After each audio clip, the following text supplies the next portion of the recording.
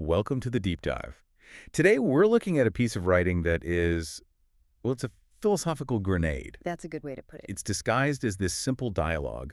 The source is a text featuring a character named Hankman, and it's called Big Bang and Metaphor. Right, and it starts from such a mundane place. The question is just, why so quiet today? Exactly. And from that one question, it builds this universe-shattering thesis about action and knowledge and really existence itself. It's an incredible journey, and our mission in this deep dive is really to unpack the core assertion of the text, which is pretty radical. Very radical. The idea that everything we do is an aggressive act. Every single thing, from the creation of the universe down to just picking a single word to use. We're going to trace that path from cosmic expansion right down to human language. The big takeaway for you, listening, is that core idea. Yeah. Every act is an aggressive act.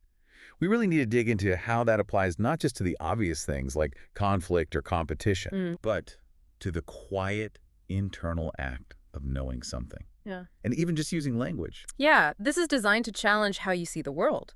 If we do this right, you're going to walk away with a really new perspective on how you engage with everything. But we should be clear up front.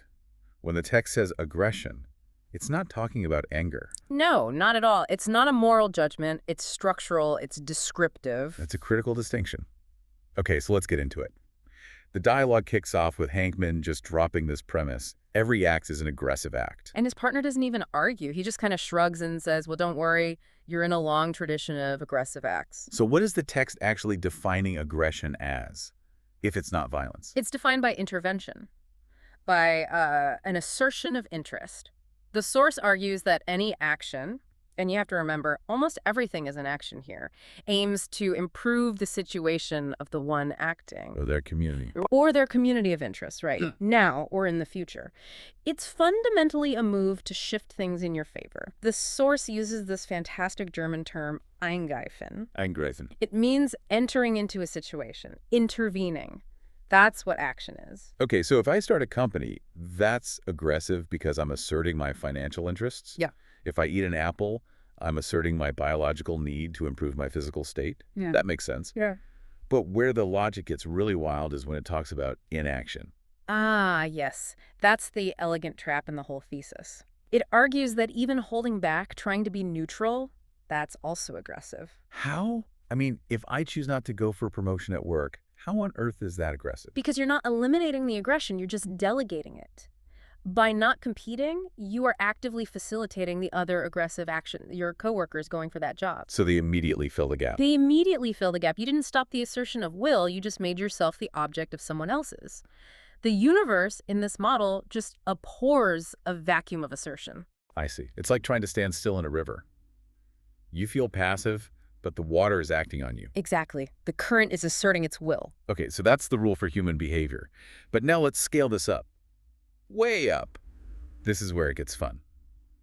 The Big Bang is presented as the first known aggressive act. It's such a great, almost humorous anchor for the whole idea. The text says it was nothing but pure expansion, an expansion of existence. No subtlety, just enormous force. Enormous force. It was the ultimate non-negotiable statement of, I exist and I am taking up space. So the universe literally began with the biggest territorial claim possible. A cosmic elbow thrown into nothingness. A cosmic elbow, I love that. Pure, raw assertion. But then the text immediately contrasts that with us. With humans, we've obviously lost that kind of raw power. We can't just, expand through sheer heat and pressure. Right, so we have to evolve, we have to act, as the source says, a little more cleverly. We use concepts, we use language. We trade brute force for cunning. But the principle is exactly the same. Expansion, assertion, and another German term, Raumgreifen. What's meat? Taking up space. Occupying space. We Yeah. just do it conceptually now, not physically. Which is the perfect bridge to the real core of this, the aggression of knowing, the act of cognition itself. Hankman at first thinks his process is totally peaceful. He does. He calls it a one-way street, from outside to inside. You take in data, you have ideas, you build an imaginary world. He thought he was just a receiver. A passive observer. But the big revelation is that even just describing the world is an aggressive act. Why? Because we don't do it for fun. We do it to somehow get a grip on the something that surrounds us. Describing the world isn't passive. It's an active attempt to control it, to wrestle it into a shape we can understand. Okay, wait. If I look at the sky and say the sky is blue, is the text really saying I'm being aggressive towards the sky? That feels like a stretch. I'm just stating a fact. Structurally, yes. And that's the counterintuitive leap you have to make. Because sky and blue aren't the things themselves, they're conceptual fences. Fences. You've built a fence around an infinite, unknowable stream of sensory data. The unknown is terrifying, right? But the moment you can name it, the moment you can put it in a category, you've tamed it. And this naming, this intellectual weapon, is what the dialogue calls the absolute metaphor. Exactly. And this is where metaphor stops being just a literary device and becomes a tool for appropriation. We name the unknown matter. That's an absolute metaphor. We've already boxed it in, made it subject to our logic, our physics. We did it to gain control over it. And the source uses a really powerful and frankly politically charged metaphor for this whole process. It does. Colonization. It defines knowing, or ergonym, as trying to colonize the incomprehensible by means of metaphors. Knowledge, then, is symbolic appropriation. That phrase, symbolic appropriation, is everything. It just shatters the classic idea of knowledge as a neutral mirror of reality. Here, language isn't a mirror, it's a tool, it's an operation. It's a way to limit and enclose the foreign. Entgrenzung des Fremden. Precisely. Every time we define a new scientific concept or establish a new category for something, we have successfully colonized a tiny piece of the incomprehensible universe. We've made it available for us to use.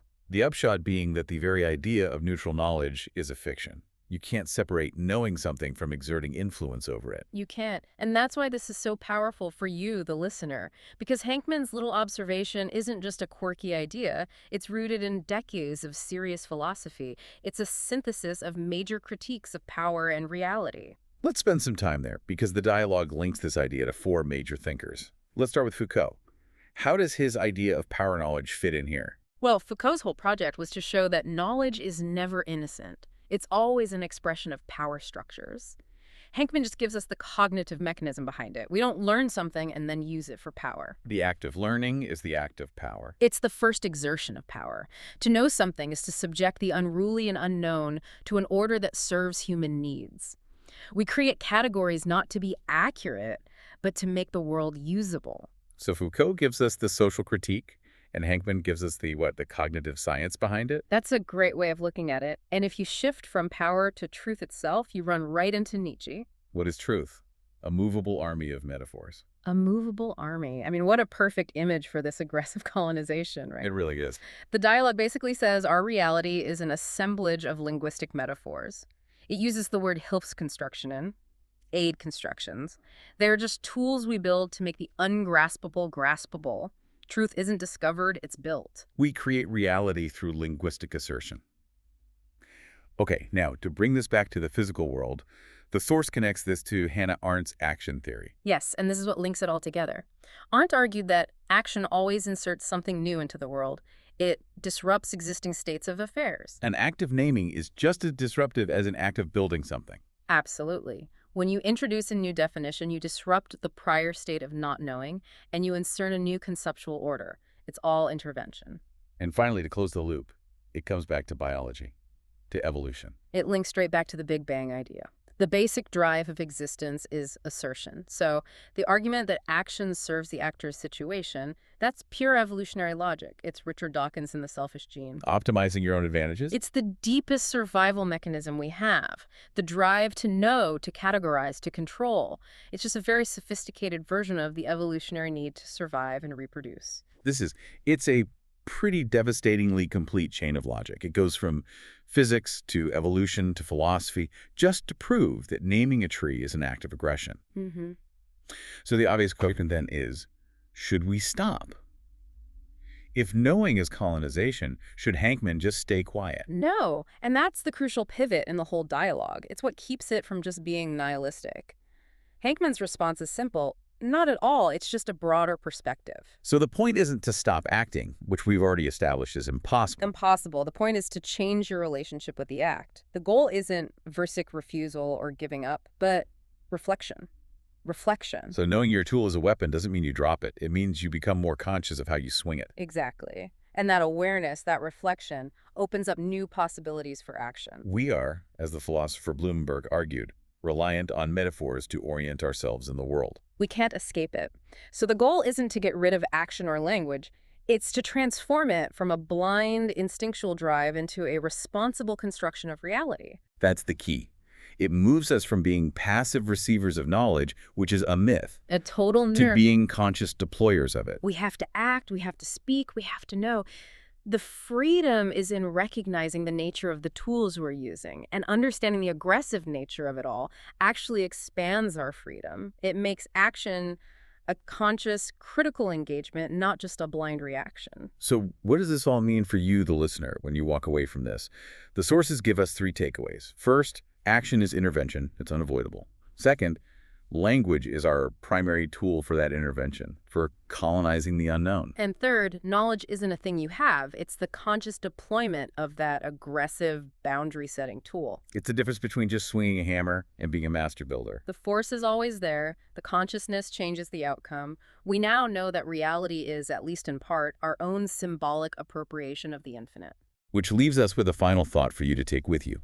If you now know that every single word you choose is, structurally, an aggressive act, an act of colonizing the incomprehensible to assert your view, how does that change the way you select your next metaphor, your next explanation, when you're trying to teach something or convince someone of an idea? Are you just asserting your framework, or are you aiming for that responsible construction of reality? The aggression is always there, but being conscious of it, well, that changes everything.